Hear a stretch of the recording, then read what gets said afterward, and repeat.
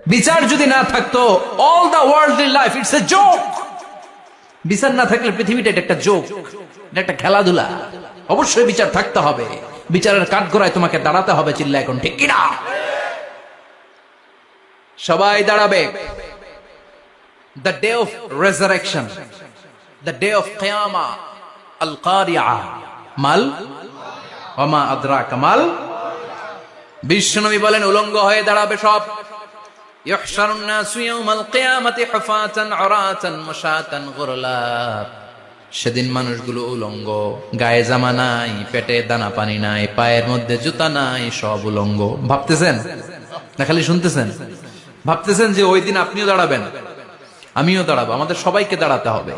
অবশ্যম্ভাবী, ওইটা থেকে পার পাওয়ার কোনো সুযোগ আমাদের নাই। চিল্লা এখন ঠিক কিনা? আল্লাহ বললেন কাআন সাফসাফা লা তারা ফিহা আওয়াজা ওয়ালা আমতা। Level playing field. এক জায়গা থেকে কোটি কোটি মানুষ এক নজরে দেখা যায়।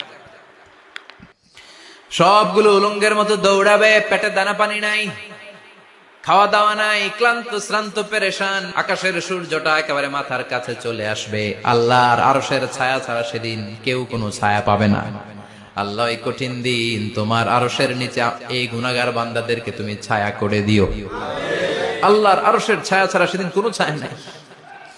সূর্যের তাপে মাথার মগজগুলো ভাতের মাড়ের মতো গলে গলে নাকের ছিদ্র দিয়ে কানের ছিদ্র দিয়ে বেয়ে বেয়ে পড়বে।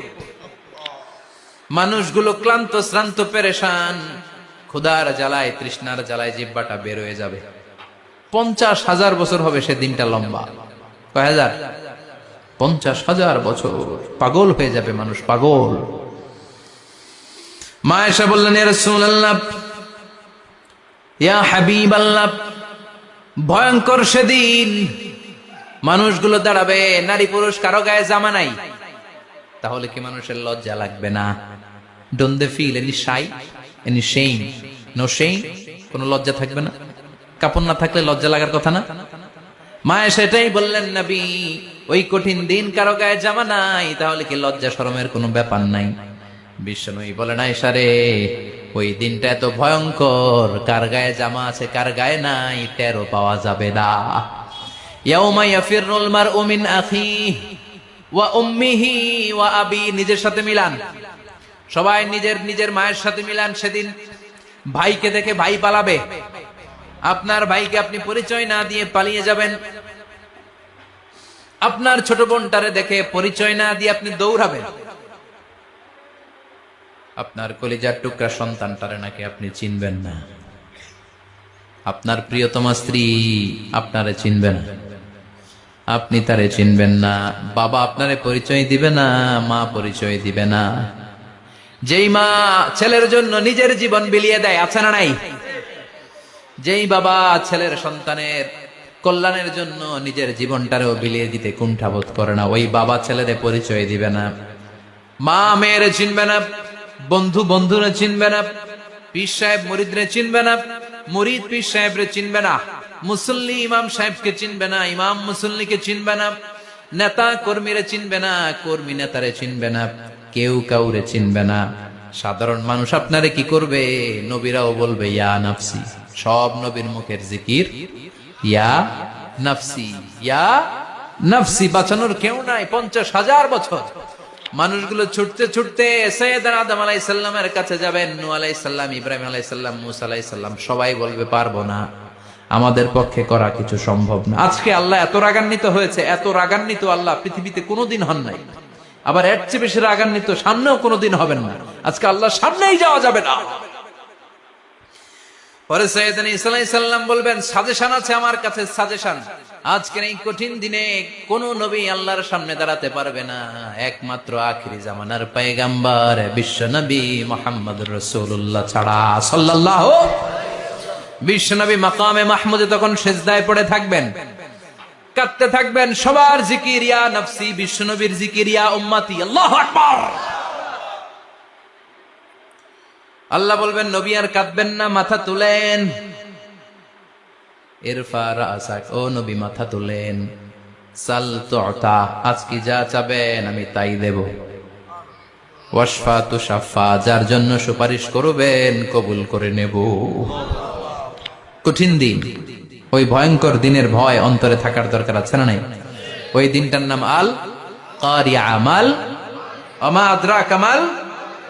এরপর আল্লাহ বললেন ফাআম্মা মান সাকুলাত মাওয়াজিনুহু ফাহুয়া ফি ঈশাতির রাদিয়া ওয়া আম্মা মান খাফফাত মাওয়াজিনুহু ফাউম্মুহু হাওিয়া ওয়া মা আদরাকা মা হিয়া নারুন হামিয়া। পড়েন আল্লাহু আকবার। দেখেন বর্ণনাটা কেমন করে দিচ্ছেন আল্লাহ। বললেন সেদিন আমি মিজানের পাল্লায় তোমাদের সবকিছুর ওজন দেব। মিজানের বহুবচন হচ্ছে মাওয়াজিন। মিজান মানে দাড়ি পাল্লা, মিজান মানে কি? বহুবচন কি? মাওয়াজিন। আল্লাহ বললেন ফাআম্মা মান সাকুলাত মাওয়াজিনু, এই মিজানের পাল্লা যদি কেউ ভারী করতে চান একটা দোয়া সকাল সন্ধ্যা পড়বেন, সুবহানাল্লাহি ওয়া বিহামদিহি সুবহানাল্লাহিল আযীম। আমার সাথে সাথে আওয়াজ করে পড়েন সুবহানাল্লাহি ওয়া বিহামদিহি সুবহানাল্লাহিল আযীম, সুবহানাল্লাহি ওয়া বিহামদিহি সুবহানাল্লাহিল আযীম। বিশ্বনবী বলেন এই দুইটা বাক্য জিহ্বায় উচ্চারণ করতে পাতলা, আল্লাহর কাছে বড্ড প্রিয়, কিন্তু মিজানের পাল্লায় রেখে দিলে ওজন হয়ে যাবে, বিশাল ওজন, আপনার ওজনের পাল্লা ভারী করে ফেলবে। সেদিন আল্লাহ মিজানের পাল্লায় জাররা জাররা হিসাব করবে। মিজানের শাব্দিক সুন্দর অর্থ হচ্ছে নিক্তি পাল্লা। কি পাল্লা? কথা বলেন, ঘুমে ধরছে? শেষ করে দেই, আর 2-1 মিনিট, তাও জিনা। ওয়াজ শুনবেন তো না চলে যাবেন? সব জিনা। তো মিজানের পাল্লার শাব্দিক বাংলা অর্থ হচ্ছে, সুন্দর অর্থ হচ্ছে নিক্তি পাল্লা। দাড়ি পাল্লাতে আলু মাপে, ডাল মাপে, চাল মাপে, এগুলো মাপে। নিক্তি পাল্লাতে স্বর্ণ মাপে, ঠিক কিনা? দাড়ি পাল্লা দিয়ে স্বর্ণ মাপতে দেখছেন? নিক্তি পাল্লা দিয়ে মাপে, কারণ দাড়ি পাল্লায় খুব সূক্ষ্ম হিসাব করা যায় না। 2-4টা চাল ডাল বেশি কম এদিকে যাক ওদিকে যাক তেমন সমস্যা নাই, কিন্তু স্বর্ণ যদি কিছু বেশি কম যায়, আমও শেষ, সালাও, ব্যবসা শেষ। ক্রেতা পাইয়ে গেলে উনি লাভবান, আমি পাইয়ে গেলে আমি লাভবান। এজন্য স্বর্ণ মাপতে হয় নিক্তি পাল্লা দিয়ে। নিক্তি পাল্লার এখন মিটার বের হয়েছে, ওটার মধ্যে একটা চুল ছিঁড়েও যদি আপনি 2-3টা চুল ফেলে দেন, ওইটা ওজনে এসে যাবে, পয়েন্ট এত এত, এটার ওজন আছে। সুবহানাল্লাহ পড়েন।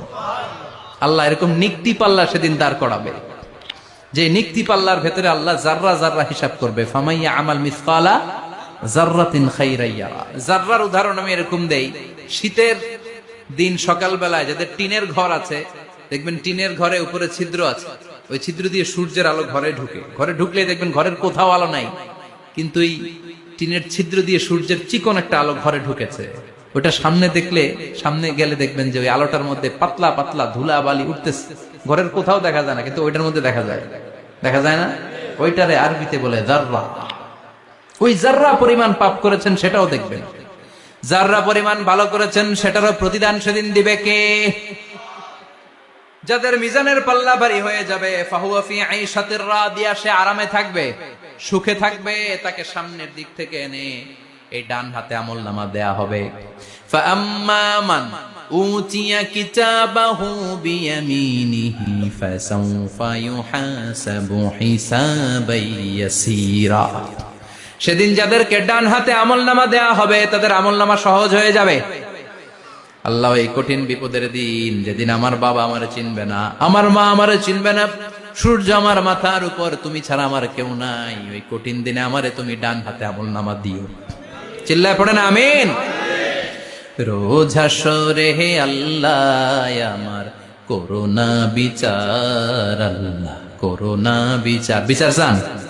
প্রতিদিন দোয়াতে বলবেন আল্লাহ তুমি আমার বিচার করো না, বিচার ছাড়া তুমি আমারে মাফ করে দিও। বিচার করলে আমরা পার পাওয়ার কোন সুযোগ নাই।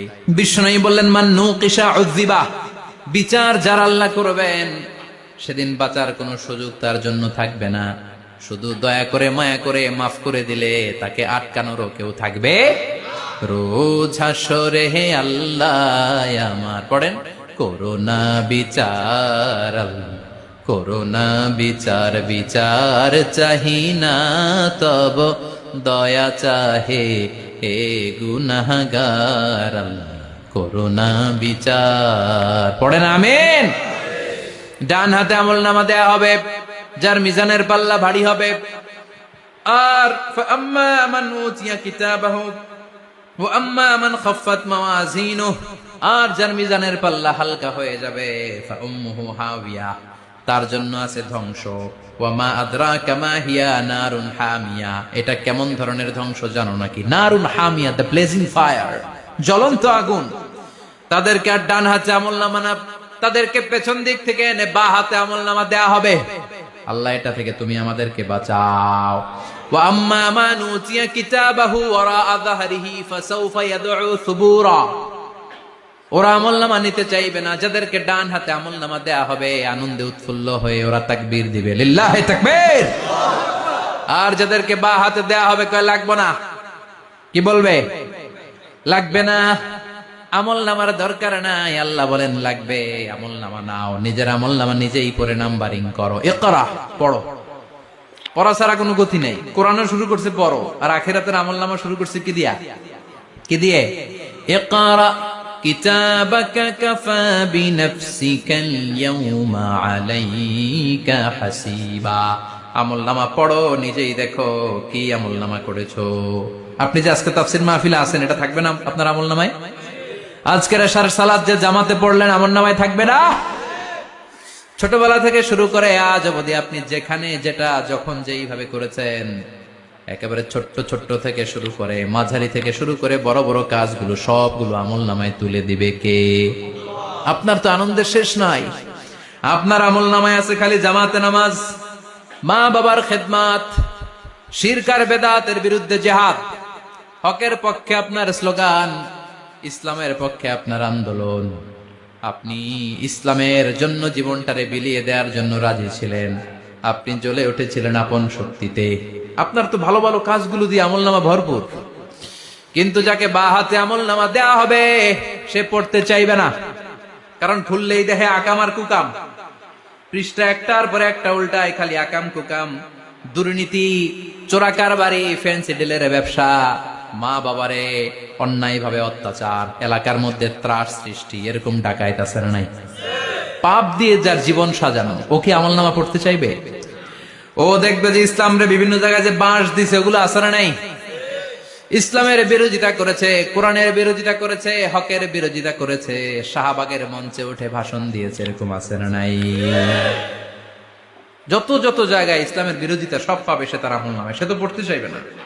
সে বলবে মালি হাযাল কিতাবি লা ইউগাদিরু সগীরাতান ওয়ালা কাবীরাতান ইল্লা আহসাহা। এটা কেমন আমলনামা? ছোট যা করেছি সেটাও আল্লাহ দিয়েছে, বড় যা করেছি সেটাও দিয়েছে, ঠিক কি না? সে দেখে অবাক, সে বলবে লাগবে না। আল্লাহ বলবে পড়। সবাই সবার আমলনামা মিলায় নে, কোনটা বাদ গেল কিনা? সুবহানাল্লাহ পড়ে। কি আহকামুল হাকিমিন আমরা পেয়েছি। Recheck, cross check and double check. আবার চেক করে দেখ। আমরা মহা খুশি, ইসলাম বিরোধীরা মহা দুঃখে থাকবে। বলবে হায় হায় কি আমলনামা! এই আমলনামা অনুযায়ী যদি আমার বিচার হয়, মায়ের তো একটাও মাটিতে পড়বে না, ঠিক কিনা? কি করা যায়?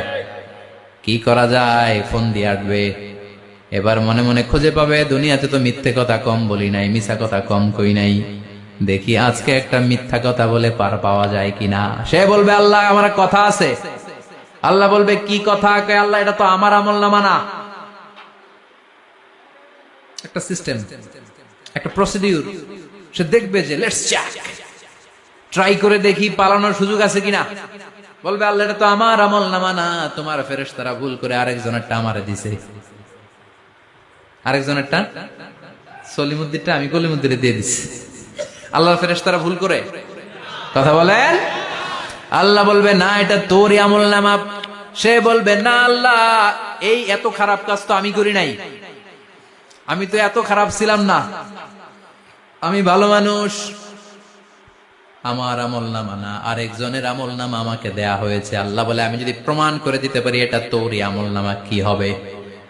সে বলবে আল্লাহ প্রমাণ করে দিতে পারলে দেখা যাবে। আল্লাহ বলবে কেরামান কাতিবিন, আমার স্পেশাল দুইজন ফেরেশতা, তাদের কাছে তোমার এই আমলনামার একটা ব্যাকআপ ফাইল আমার আছে। সুবহানাল্লাহ কোন। কিরামান কাতিবিনা ইয়ালামুনা মা তাফআলুন।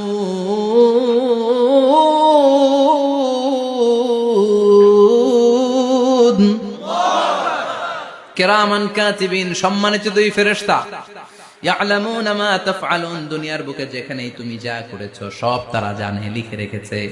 ওইখানকার ব্যাকআপ ফাইল থেকে আরেকটা আমলনামা এনে দুইটা আমলনামা দেয়া হবে, মিলিয়ে দেখ দুইটাই তোর কিনা। এবার মিলিয়ে দেখবে প্রতিটা শব্দে শব্দে, বাক্যে বাক্যে, অক্ষরে অক্ষরে মিলে যাবে। সুবহানাল্লাহ পড়ে। উনি তো আহকামুল হাকিমিন, উনি প্রমাণ করার সব বন্দোবস্ত করেই রেখেছেন। চিল্লা এখন ঠিক কিনা? তারপর নাফরমান কুলাঙ্গার গদ্দার বলবে, আল্লাহ আমি করি নাই, দুইটাই আমার না, আমি এগুলো করি নাই। আপনার কিরামান কাতিবিন ভুল কইরা আমারে দিয়েছে, আমি কি করব, আমি তো ভালো মানুষ। আল্লাহ বলবেন, তোর মাথাটা উপরের দিকে কর, তোর গলার নিচে এইখানে আমি একটা লকেট দিয়েছি। সুবহানাল্লাহ পড়েন। এই লকেটের মধ্যে দুনিয়ায় তুই যা বলেছিস, যা করেছিস সব আমি লিপিবদ্ধ করে রেখেছি।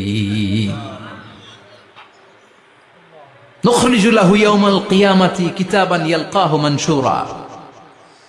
সব মানুষের গলার মধ্যে আমি একটা ছোট্ট লকেট দিয়ে রেখেছি। ওয়া কুল্লা ইনসানিন আলজামনাহু তায়রাহু ফি উনুকিহি ওয়া নুখরিজু লাহু ইয়াউমাল কিয়ামাতি কিতাবান ইয়ালকাহু মানশুরা। তোর মাথাটা উপরের দিকে কর, তোর গলার মধ্যে ছোট্ট একটা সিম কার্ডের মতো লকেট আমি ঝুলিয়ে দিয়েছি। দুনিয়াতে যখন যা করেছিস, যা বলেছিস সব আমি সিস্টেমে এটার ভেতরে ঢুকিয়ে দিয়েছি। সব আছে এইখানে। ওয়াকুল্লা ইনসান, সবার আছে। আলজামনাহু তায়রাহু ফি উনুকি ওয়া নুখরিজু লাহু ইয়াউমাল কিয়ামাতি কিতাবান ইয়ালকাহু মানশুরা।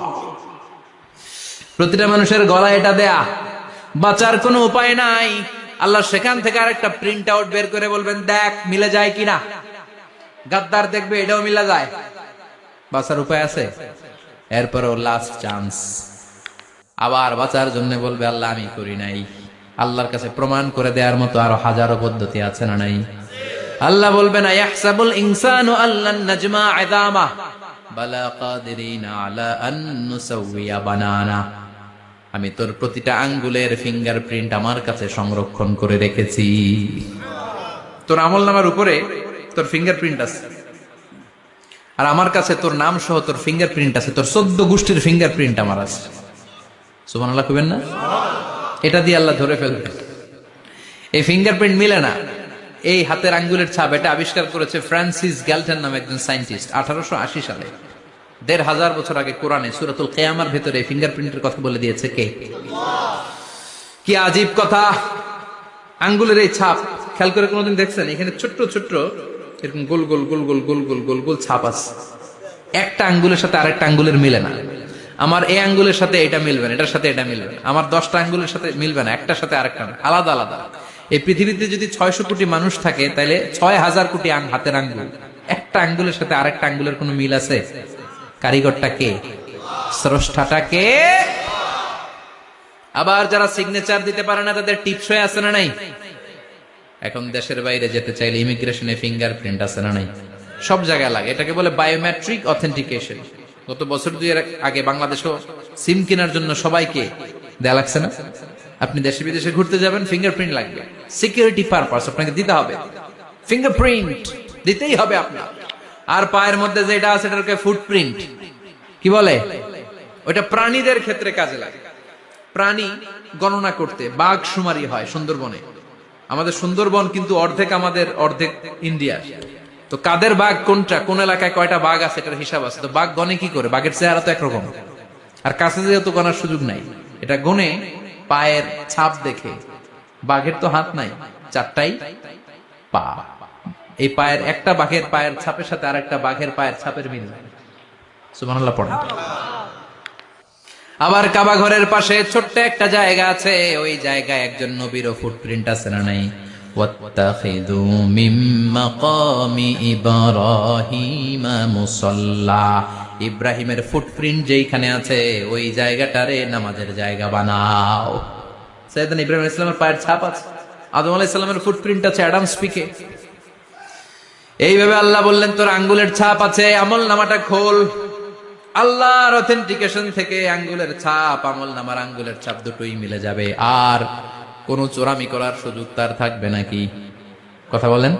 মিথ্যা বলে আল্লাহর কাছ থেকে সেদিন বাঁচার কোনো সুযোগ আছে? একটার পর একটা প্রমাণ দিয়ে আল্লাহ প্রমাণ করেই ছাড়বেন, এটা আর কারো আমল নামা নয়, এটা তোর আমল নামা। চিৎকার করে বলেন ঠিক কিনা? তারপরে বলতে চাইবে আমি করি নাই।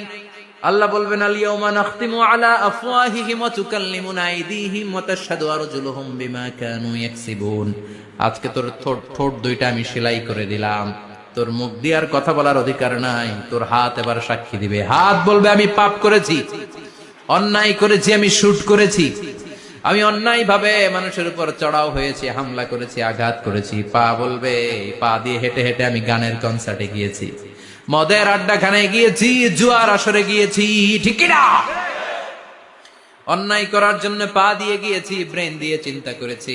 একটার পর একটা অন্তর থেকে শুরু করে সারা দেহের প্রতিটি অঙ্গ প্রত্যঙ্গ সেদিন সাক্ষ্য দিবে। সেদিন আল্লাহর দরবার থেকে, আল্লাহর মুআখাজা থেকে পালাবার সুযোগ নাই। আল্লাহ অনেক ছাড় দিছে দুনিয়ার বুকে। খেয়াল রাখবেন, আল্লাহ ছাড় দেয় কিন্তু ছেড়ে দেয় না, তাই না? আল্লাহ কি দেয়? কিন্তু ফেরাউনরে ছাড় দিছিল, ছেড়ে দিছে। আবু জাহেলকে কি দিছে? ছাড়, ছেড়ে দেয় নাই। নমরুদকে কি দিয়েছে? এখনো অনেককে আল্লাহ ছাড় দেয়। অনেক দাপট, অনেক ক্ষমতা, অনেক অন্যায় আল্লাহ ছাড় দেয়, কিন্তু আল্লাহ ছেড়ে দেওয়ার সত্তা না। আল্লাহ যখন ধরবে পালানোর জায়গা থাকবে না, ঠিক না? এজন্য আল্লাহ বললেন সেই দিনটা ভয়ঙ্কর দিন। দিনটার নাম হচ্ছে আল কারিয়া। মাল ওয়া মা আদরাকা মাল। কিয়ামতটা দেখছেন আপনারা?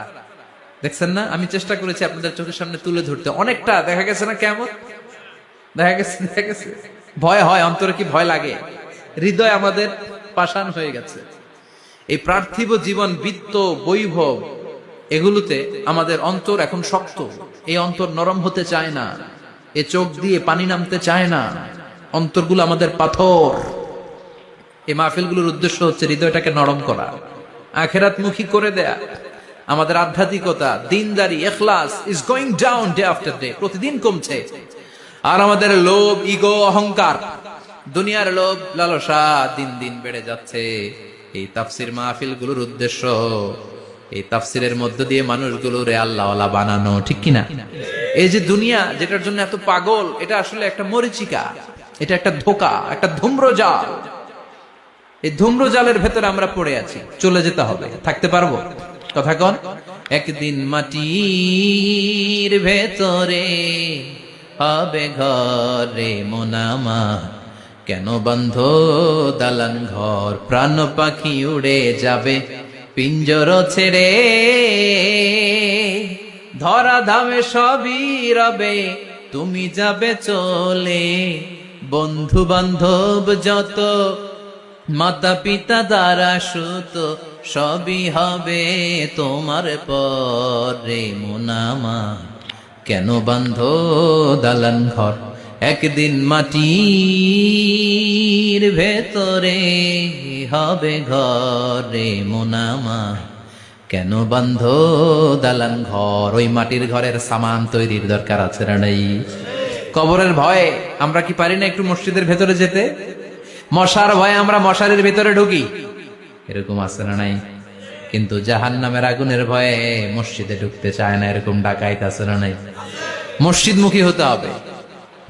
প্রথম যে হিসাবটা আল্লাহ কিয়ামতের দিন নেবে ওইটা সালাত। সেটা কি? সালাতে কায়েম করো, সালাতে কায়েম করো, হবে সম্মানিত তুমি। আপনারা সম্মানিত বানাবে কে? আমরা সম্মানিত হতে চাই না? হবে সম্মানিত তুমি, হবে জান্নাতি তুমি। সালাত তোমার অঙ্গে মাখো, সঙ্গে রাখো, তবেই তো মুমিন। রব্বিয়াল আলা, রব্বিয়াল আযীম। সুবহানাল্লাহ পড়ে। আজকের এই মাহফিল থেকে কি আমরা এই ওয়াদা করতে পারি না যে আমরা আর কোনোদিন সালাত ছাড়বো না? যেহেতু সালাত করলে আমি সম্মানিত হব।